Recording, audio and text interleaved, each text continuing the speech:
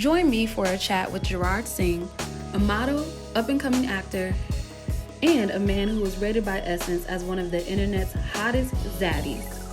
This one-on-one convo dissects what it's like to sacrifice career for passion, build longevity in entertainment, balance the need for perfection in our lives, and also what two things attract him in a woman the most.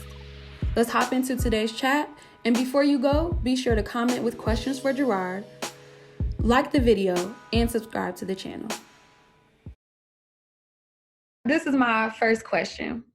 If we were like meeting people from 100 years ago and they didn't understand anything about like job titles or how we define ourselves today, and you had to explain to them what you do, how would you describe what you do? Okay, good question.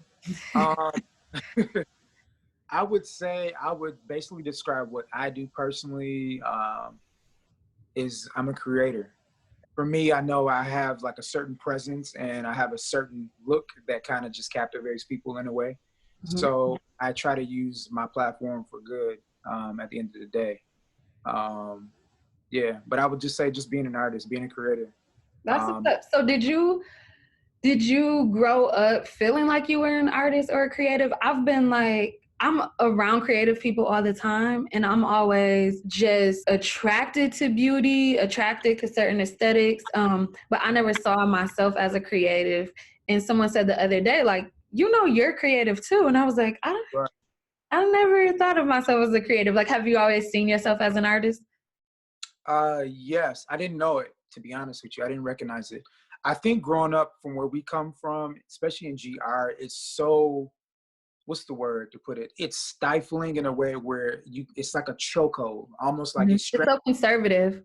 It's so conservative. And I feel like if you grew up in a different environment or region, it would be awesome. If we was in New York or Chicago right now, or LA, or even down south here in Atlanta or Houston, you'd be rock stars. It'd just be like, okay, we see it, they got potential, let's pour in. You know what I'm saying?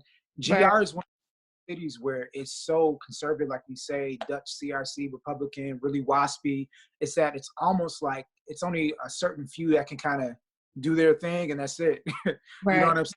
Really, so there's always like this running joke. So, we're both from Grand Rapids, Michigan, in the Midwest. And there's always been this running joke that if you ever let someone from the Midwest leave, like what that person is going to do is going to be amazing. And I mean, we have so many examples to show that it's true. But yeah, I think that's just because regionally, being in the North and being where we're from, it's blue collars, blue chip, you're chippy, you work hard, you grind out. Nothing is really given to you. Everything is earned. You got to remember, we're 2-3 generations away from our people coming from slavery, coming up to get jobs and whatnot. You know what I'm saying? I mean, it's literally your grandparents and your great-grands right there.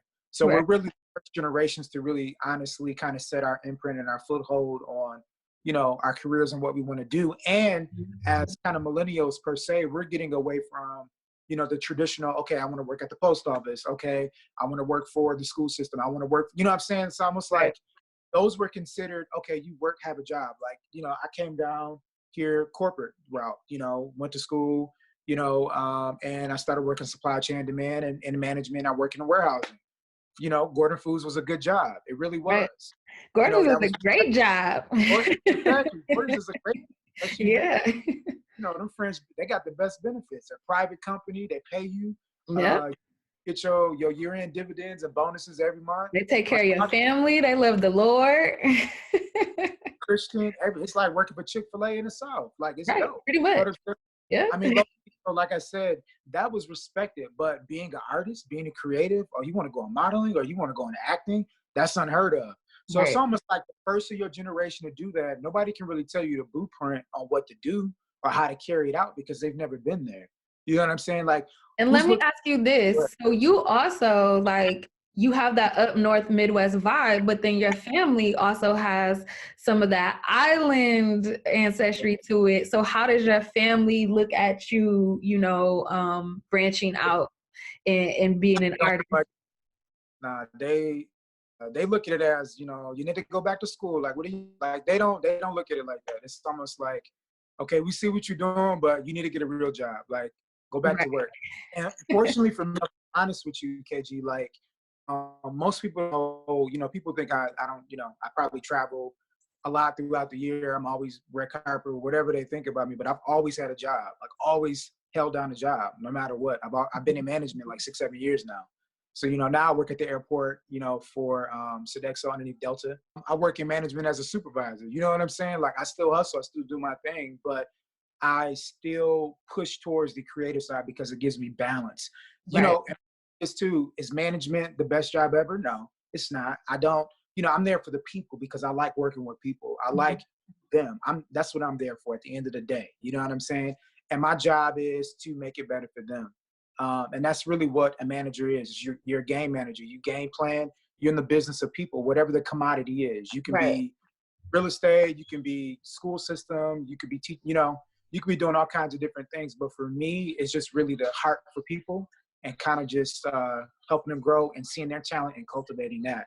And like I said, that is a thing that transcends any industry, any right, title. right. If you can connect with people and if you can help make people better, then they want to see you do better, right? Like, it's just that genuine thing. So when I run across people, people will send me messages. I know you probably get some crazy messages. We're gonna talk about that later. But people will send me messages and just be like, how did you become friends with so-and-so? Or how do you know so-and-so? Or how did you do this? And I'm just like, I didn't do that. Like, that's weird. you just be you. I made a post on on Twitter yesterday, and I took it to Instagram today. It's just like, yo, like, what you attract and what you put out there is so real, and people spend so much time feeling like they have to latch on to a person. It's really the vibe. It's really like who you are.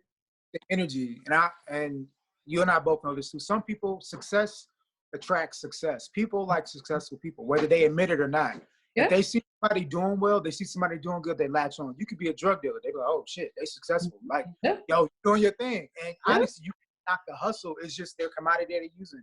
He may be pushing weight. He may be pushing, you know what I'm saying, artwork. He may be pushing music. Whatever it is, it's the hustle people love. And as our, you know, Black people, that's one thing that we gravitate to the most. We like flashy, we like big things because we were so suppressed, we didn't have nothing. You know what I'm saying? Growing up. That's also the American dream, though, right? That's the American story that was sold to us, like, pull yourself up by your bootstraps. But also, if you look at anybody outside of the African American culture, a lot of people weren't pulling themselves up by their bootstraps. If you were an immigrant from a European country, you were given things. You were given land. You were given jobs. Right. So if somebody gave you the boots and the bootstraps, you know, and the means to grow from there. So we've been sold this dream, but it's not a lot of people who actually were living that dream or living that real storyline.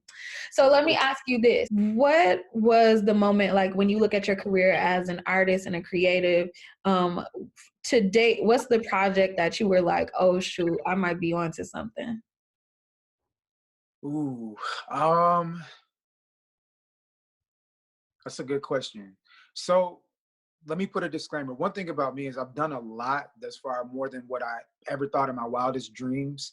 A lot of my thing has been just because of location. Once I moved out of Grand Rapids, you know, in West Michigan, the door opened and I was literally limited by region, to be honest with you. I knew I had talent. I knew there was always something special about me. It just was literally getting in front of the right people and getting in front of that right door to run through it at the end of the day. I think the moment for me that I knew something was about to pop was probably when I got on Essence. And that's, for us, that's kind of like a Black, you know, it's kind of. Essence be on like your auntie's coffee Essence, table, right? Like, think about it. You know, growing up on a coffee table, you see Essence, you see Jet Magazine, you know about Essence Fest and Frankie Beverly and May. And you know what I'm saying? It's almost like that's synonymous with Black culture and Black excellence because that's something we're proud of. You know, to Black people in publications and journalism and you know, in the arts and TV and media and the film, it was literally a combination of all those things put into one, into a weekend, you know, into, you know, July weekend, and everybody get together, you eat good, you drinking, everybody's having a good time. It's good energy, good vibes. It's almost like, you know, in what is that? In Indianapolis, when they do the Oh, like the Circle City? Classic. Yeah, it's almost the same thing. Man. So Yeah. I'm going to those when I was younger, back with my grandma and Messiah. They're taking bus Yeah. trips. Yeah. Go to Circle City Classics. College tours. Yeah. So like for And me, you know, Ebony and Essence and Jet, yeah, when that was kind of like our form of Black art in the household, right? Like we might not have had all these huge artworks on the walls, like when you go to some other people's houses, but those magazines, that was I'm a form of looking at. art. I remember And seeing it was one of beauty. the ways we were really portrayed Yeah, beautifully, you know, like. yo, I'm telling you, when I seen those Jet Beauty Ebonies of the Week, I'm like, yo, she's bad. She's dope. I wanted to be a Jet Girl of the Week so bad. Remember, I know, and then when they used to feature the marriage, you see like the people married into the Black couples who got married. Oh yes, I always wanted to do that. I always wanted to do that. So for me, like that was like that aha moment for me. And I'm like, yo, I just got on Essence. Like, wait, they did an article, they did a story, they got, It's crazy. and all this stuff. Like, it was like, it was like a surreal moment, and it was a proud moment for me. And then I would say when I had my first picture go viral in Jamaica, I don't know what it was about that picture on that raft. Is that you on the raft? Yeah. Yeah. I don't know. It just resonates with people. You was giving off like Black boy joy and some sexiness.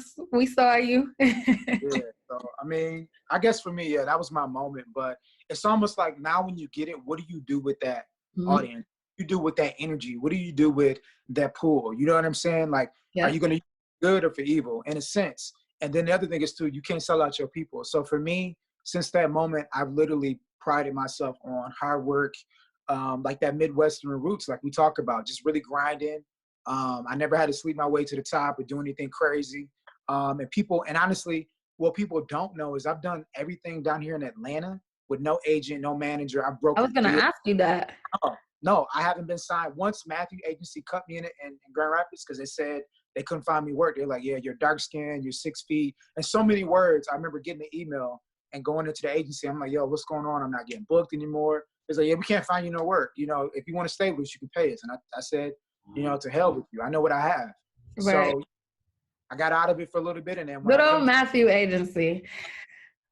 Yep. I remember working with, not as a model, but I remember with the boutique running across them a few times. I remember you guys put on, you guys had the really big fashion show, Couture for, it was on the on the rooftop. Mm-hmm. Yeah, that was lit for the city. You know what I'm saying? Like, that was the moment too, for our city, because culturally we don't do anything like that with the sponsorship and just how, everything was set up. It was dope. So it's just unfortunate back home, things just don't last. We have a spotlight on something for a minute and it just doesn't keep up because our people for some reason don't support. But like I think said, it's also like looking at your rate of return. You see people who stay in their hometown, not just Grand Rapids, right? Like you stay in your hometown and you toil your life away and you were like some old school legend. By the time you're in your 40s, you're an old head. But if you would take that same amount of work and hustle and take it somewhere else, the returns would be exponential. So I think when you see our people move and leave, I can't even get mad at them because it's like, yo, like you're gonna pop as soon as you get somewhere else. Like they're gonna see that and you're gonna pop. And I look all the time, like people ask me like, KG, why you still here? And it's the continued conversation I have with myself. Yeah, I mean, I'll be the first to admit, if you came to the A, oh my God, KG, you could probably be mayor, to be honest with you. Like your hustle, your drive, your determination, what you bring, literally, and then you're professional. Like, and that's one thing that people say about me is that, wow, you talk white, you sound white, you act white. And I'm just like, well, we're kind of used to it. We didn't have no choice up here. We don't got no choice, but it's similar. I mean, you work for Gordon Food System, you went to Calvin, you went to You have to be, you have to be, and that's the crazy thing because when people meet me and I kick it with them and my dialect change, they're like, oh my God, I didn't even, or like people will use some slang around me and they'll try to explain it. I'm like, I know what do you mean? Right. But people just don't expect that but no, we have to have that. It puts you leaps and bounds ahead of people here because it's still the South. So, you can walk in and literally everybody knows customer service down here sucks. It really, they'll be on the phone. What? Chewing gum, like, you know what I'm saying? I'm serious, like it's horrible down here. But No, for I somebody like us understand. down here, yeah, it's just like you just stand out. So yeah, I think that's just a regional thing of kind of just how we grew up and always having to prove ourselves and assimilate and, be successful. Yeah. So Okay, so 10 years from now, no, let's do more. Let's do 30 years from now. Somebody's doing like a capsule on you in your career. What is like the headline of that? Or what is it? They're giving like a quick review. You're being honored. What's the type of work that you have become known for doing? but there's so much more to me than just, modeling and acting is just honestly, that's the tip of the iceberg, to be honest with Right. you. Because Right. there's so much. I mean, speaking to you, speaking to, people, traveling, doing lectures and different things, based about life, my experiences, and really, even some life coaching. I mean, those are some things that I definitely want to explore. When my book comes out, that's going to be even more amazing. And then, the other thing is, so I'm really good with my hands and culinary. Like, I really expressed the interest in cooking, and I'm actually a decent cook. Okay. I know, so we're going to have to do something together. Yeah, we gotta get in the kitchen. Like I'm all about being in the kitchen. yeah, we're going to have to do like a live cooking show and kind of just talk and, have our little drinks or whatever set up and, cook a meal together and dialogue about it or whatever. So Let's do it. yeah, that's definitely something I really want to get into. And then, of course, ownership, possibly a food truck, restaurant, down here or even back home. Just some different avenues and different things I want to go into. And then TV too with hosting. So it's a lot there. Yeah, it's a lot there that I really want to do. And, God willing, I'll get it done. Yeah. I think, every year I'm like, oh my God, I'm 25, I'm 30, I'm 33, but there really is so much time left. And I've always enjoyed being around older people because like some of my mentors, I'm around them and they'll be like, yeah, I used to do this. I'm like, I've known you for 20 years. I never knew that you did that, right? But you live so many lives within your life, if you're really just fully embracing things. So there's time to do all of that and more. Okay, so do you find yourself like being an attractive man?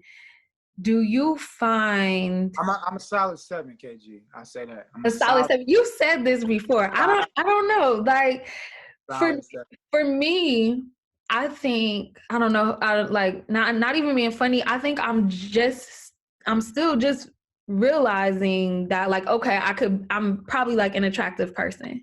So like, you said probably.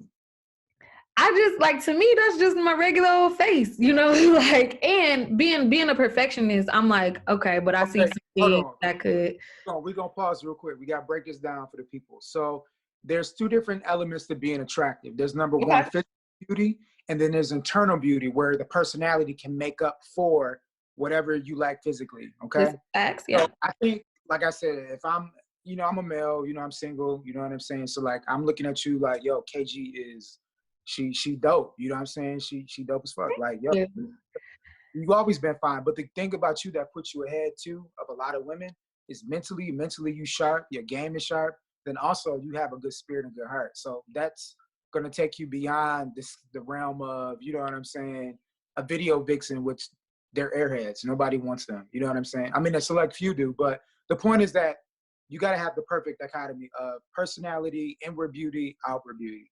For me, that's just me.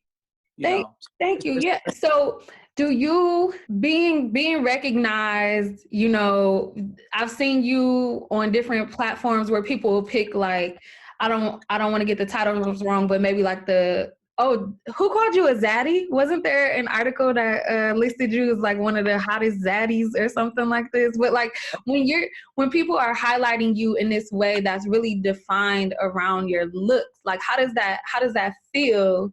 And do you feel like that's something that you leverage, or that's something that sometimes can stereotype who you are and what you do? Yeah, that was actually Essence who named me the Zaddy list. So yeah, I got that too in like a different year or whatever. Yeah. I think that was a couple years ago. But nothing wrong with being, you know, a zaddy. Nothing wrong with that. You know, before that article came out, I never knew what a zaddy was, so I had to look it up. I had no clue what that was. So I think it's a two-way street. Like being mildly attractive, I don't think I'm all of that. To be honest, I'm very humble. And Grand Rapids will humble you. Grand Rapids will humble you. You come back, you ain't shit. You know what I'm saying? I'm like, well, damn, what else I gotta do? Win a Nobel Peace Prize? Grand Rapids does not care. Like, you know, Essence, I don't see nobody else doing what I'm doing. You know what I'm saying? Only a select few that's kind of made it and kind of done some different things here. Or when you're the first to do it, nobody can really tell you how to get it done or how to navigate and finagle through. So just like a quick pit stop on that. I mean, Grand Rapids, we have, I'm not going to get everybody, I'm going to forget some people, but I mean, we have Floyd Mayweather. He can come home and they're still like, you ain't all that? Like, like we have, you know, the DeBarges, Al Green. There's no statues for any of those people here. Like, nobody was impressed. I mean, you look at Smith, who went out to LA and immediately started doing his thing, or doing, you know, when you come home, like, you still Smith, like, you know. So Grand Rapids will definitely humble you, but that same thing you were saying, we had to work hard for everything we want. I think that's what propels people to be so great. But yeah. So being attractive is you can leverage, and then you can also use it, you know, it's also a stereotype. Because most people think, well, you think you look good, you fine, so that comes with something. And honestly, I got to break down myths on people like, you don't even know who the hell I am, number one. So don't judge me. You know, I'm not one of these typical, you know, people out here. I wouldn't say niggas, but I'm not one of these niggas out here like, yo, I'm going to get with you. Like, and, you know, I'm thorough. You know what I'm saying? Don't cross me. So it's the same as being considered a beautiful woman, where, you know, they just don't really have anything going besides their looks. And sometimes you got to prove people wrong, but for the most part, once I open my mouth, people tend to understand. Talking to me for the first 5 minutes, I'm like, okay, we get it, we understand. Right. More than just the beard, it's more than just the face, it's more than just aesthetics. I'm a lot more mental than anything, you know, because I'm kind of a nerd. So once I open my mouth, it's over and it's game time. And then, you know, we can go at it. So right. I don't think I've ever used my looks to jockey anything. Like I said, I've earned everything I got and have and possess. And the looks are one thing. The looks will get you in the door, but your character will keep you there. If that makes sense. Absolutely. You know? So I think coming into my 30s, I've embraced the looks more. What I realized is that I think I spent so much time downplaying look. So in my 30s, I realized I went straight from that to being so professional, wearing suits everywhere, and you know, your boobs can't be all out in your suit, right. Your face can't be too tight. I'm the only one in here with curves. I'm the youngest one. So now I'm in my 30s and I'm like, dang, I want to be, before I turn 60, I want to be a little sexy out here. And it's so crazy you say that, because I get so many people back home that I'm like, I'm still conscious because I grew up in church. That's all I knew. It was church. Like, you know, PK kid, my grandfather's the bishop, Church of God in Christ. My mom is a minister. Like, that's all I knew besides, you know, my grandmother raised me to, you know, very staunch. She worked for the school system as a teacher, you know, GRPS. So it's like I had it on both sides. Like, and then, you know, my mom is military, so very structured and regimented. So for me, doing what I do now with being a creative, it's like free thinking. You can do whatever you want to do. Right. I literally still to this day get leery when I get scripts or I get, you know, offers to do paint and sip. Like I ain't even gonna lie. I be wanting to do some of them things. I'm like, yo, but my mama, like, dang, my grandma, like, damn, what you don't think? I don't even want to take my shirt off no more. Like sometimes I'm like, I just don't. Okay, hold on. I have seen you play the love interest in a couple of videos. Yeah. And it seemed pretty natural to me. Okay, so yeah, I mean it is. I mean, you know, hey. What is that like? What is that like? So you were the lead love interest in one of Tiny's videos.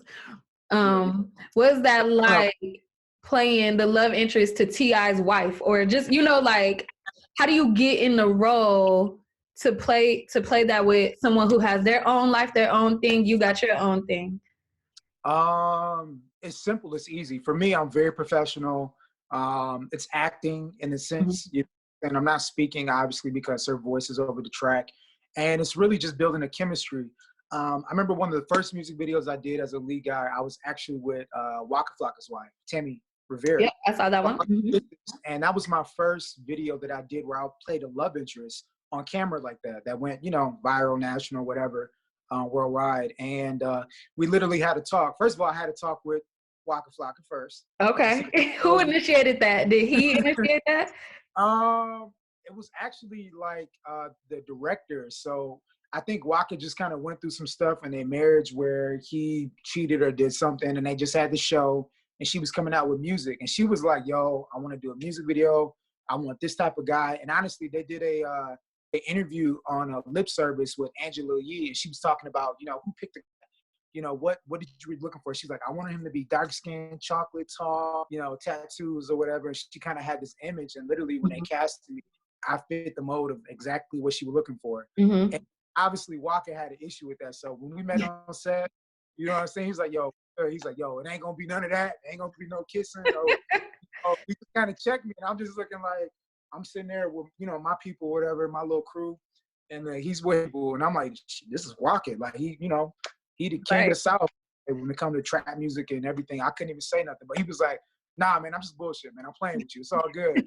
So I was like, literally like this, and I don't fear no man, you know what I'm saying? But I'm like, yo, I'm on his home turf. I don't really know anybody, you know what I'm saying? Like it's an opportunity. So it was all fun, but she made it really cool, really easy. Working with Tiny was really cool. She, we, flirting or whatever on set. Like it was nothing. The baby couldn't be there. She has a little baby named Eris.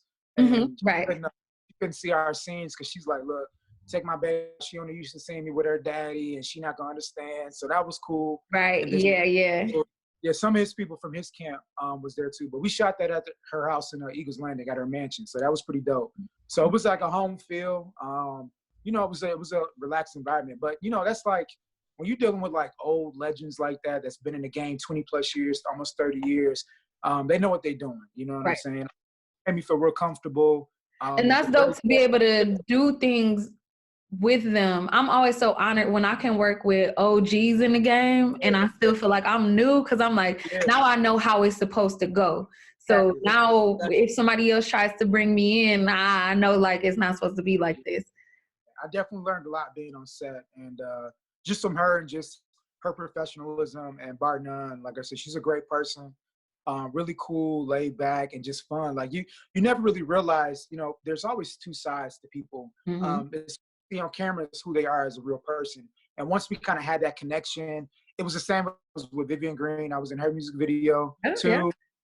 We just had a conversation. She was like, yo, let's kick it for a minute. I just want to kind of just talk to you before we even get on set and camera. And we just kind of built a rapport, and it was just like, yo, what you about? What you on? Okay, all right, well, you little brother, because I got a brother your age. I'm like, cool. You know what I'm saying? Like, it was just like that. Same thing with Eva Pickford, and I think she was dating. I was going to bring that one up. Yeah, Eva's fun, though. Like, she's like, that's the chick you can, let's go have fun, let's travel. She gives off that vibe, and she's so gorgeous. I mean, all of those women are beautiful. She has that unique, beauty to her. Definitely very, very fun. She's the fun chick. I would say she's like the girl next door with like, let's do some, spontaneous. She's down for whatever. So she likes to have a lot of fun. So that was cool. It was a really good experience. That's what's up. What's next currently? Like, what are you trying to manifest and dream up? Like, I just had an ad come out in Target with Scotch Porter beard line, which is a black-owned company, really super dope. I was gonna bring this up. Like, it's just like, it's crazy how things just manifest and happen. And honestly, it's the right time. It's just like the timing is right. You're in the right place at the right time. Somebody hears about you, they want to work with you, and they're literally pitching to you. Like, I've had pitches in my DM, and I'm like, yo, let me just kind of sort through some of these DMs, and I get some that catch my eye, some that don't. And luckily, I respond because I handle everything myself. So, yeah, it's a daunting task trying to keep up with some of the projects. But what I'm called to most is things that I'm passionate about. And I don't take everything. Like I said, I've turned down a lot too. But if it doesn't resonate with me, it doesn't speak to me, I don't do it. So, you know, right now may not be the good time to do a naked paint and sip. You know what I'm saying? Like, you know, I just don't want to do that right now. That's Right. just not my brand, you know? Those are happening? Paint and sip? Naked paint and sips? Yeah, I get that all the time. Oh, okay. Yeah. That's big down here in Atlanta. I mean, it's good. No, it's money. Like everybody's naked. No, just the model.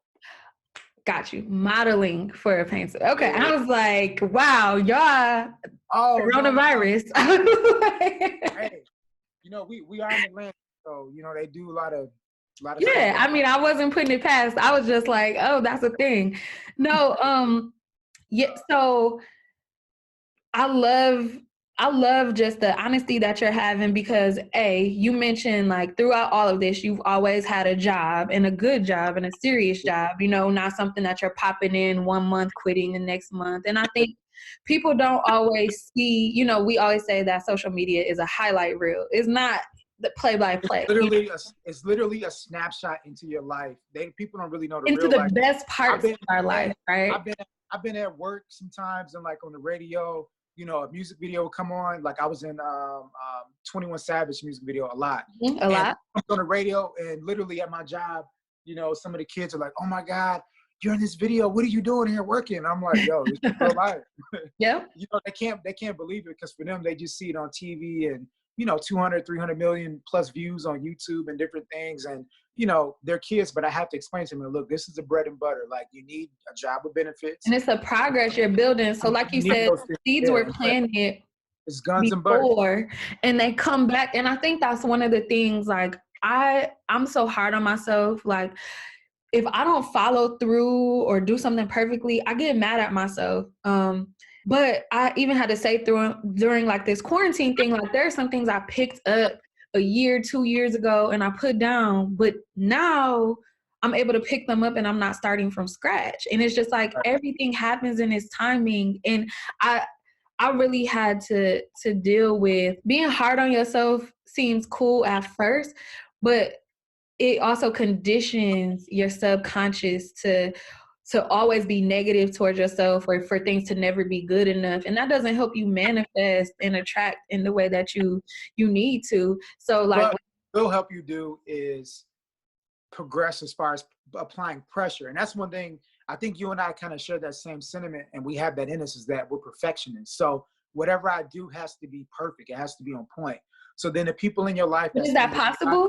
Is that like a real thing to be perfect, for something to be perfect? No, it's all hell breaks loose when you try to do it that way. Yeah. But thing is, it may be near perfect, and that's when you pull it off. Some of my greatest works, some of my greatest stuff, some of my greatest images and pictures and modeling stuff, I went through some adversity, a lot of adversity. Mm-hmm. You would never know it. But what I did, channel that energy into that, and that's why I gave the look I gave. That's why it may have been some of my best work. And, you know, I'm thinking like, man, this is trash. Like, I'm going to be honest with you. When I do something, I don't go back to it and look at it. Like, I'm going to send you some clips now, but that's probably like maybe the 5th or 6th time I've looked at the video just because I don't like looking at my work.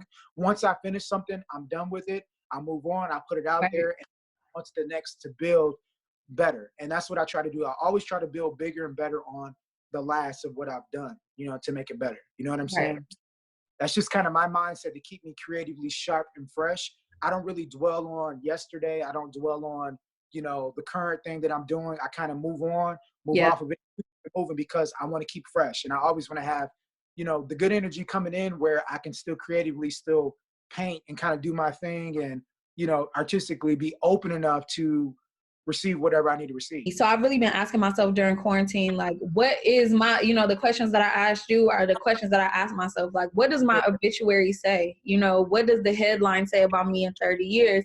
And shaking myself out of the, I have to be all business to be successful in my own eyes. So like when I'm like meditating or going through this thing with myself, I'm like, well, I want to build like this huge business empire and blah, blah, blah. And that's cool. But I'm like, is that what you want? Or is that what you've been conditioned by my family, by this community to say, like, that's what success is? Same thing. When I left Gordon Foods, and I'm like, yo, I'm taking a step out. I'm taking a leap on faith. I'm betting on myself. And I said, am I going to leave the comfortability of a $70,000+ job base? That's base.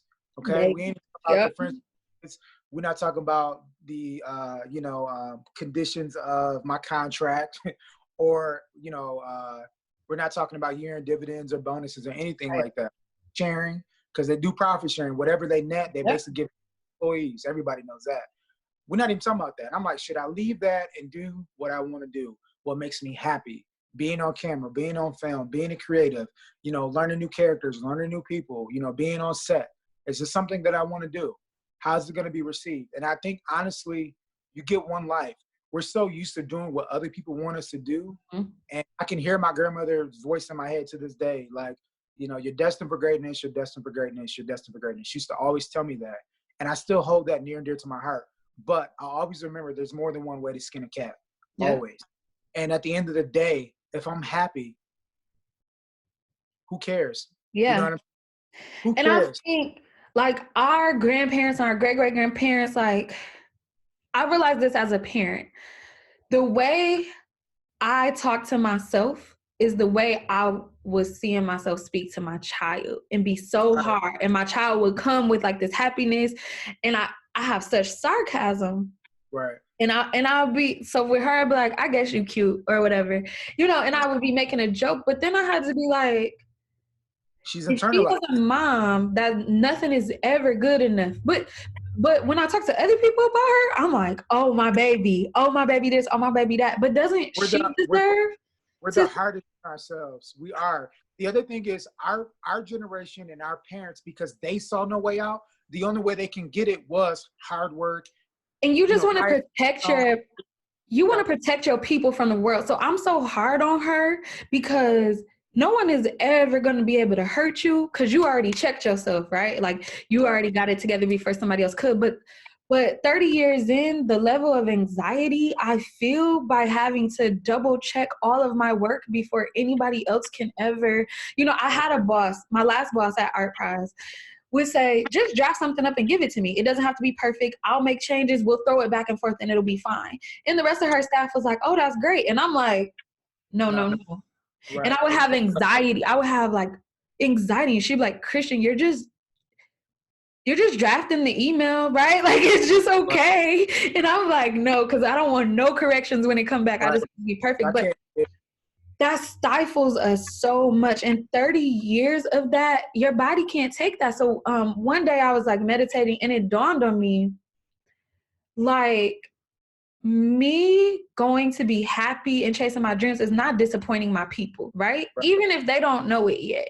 It's not. There's going to be a level of respect when I actually figure out what I really love and go do it and go get it, and find real happiness. There's going to be a level of respect. But also, we can't attract what's really for us and what's really ours if we're walking around impersonating somebody else. You got to be true to who you are at the end of the day. And, one thing I always say is I always want to be authentic and real. So people resonate with that. People connect to that. And I think that's why you and I are successful, because we're really ourselves. Most people don't know I'm very silly. I'm so goofy. I love to laugh. Like, I'm like really silly. They don't get to see that side of me. But when I do little funny stuff online, or like when I joined Christian Mingle and I talked about my experience, and I'm like, yo, this is exactly Did you join Christian Mingle? Yeah, you got to see my posts. I'll see my videos. They literally rejected all my pictures. They said it was too sexy. And I'm like, I didn't even have my shirt on. There was none of that. Then they paired me like cougars and like women who were like 60 with like little, I don't know. You got to see my posts. It was funny. I will definitely check these posts out. Online dating has not been successful for me in any kind of way. I think not Tinder. Twitter has probably been my most successful dating app, which is not supposed to be. But you just get to be yourself. Yeah. And you actually have to formulate full thoughts. You can't just hide behind, because I can't take the right perfect picture. I get stressed about that. I don't know my angles, the selfie, like I can't get down with all of that, but I can articulate a thought. So Twitter has probably been the best place for me to meet people. Got you. I'm gonna check that out. But yeah, Yeah, it's been a crazy journey, but I just try to be true to myself, and I'll be real. And people connect with that at the end of the day.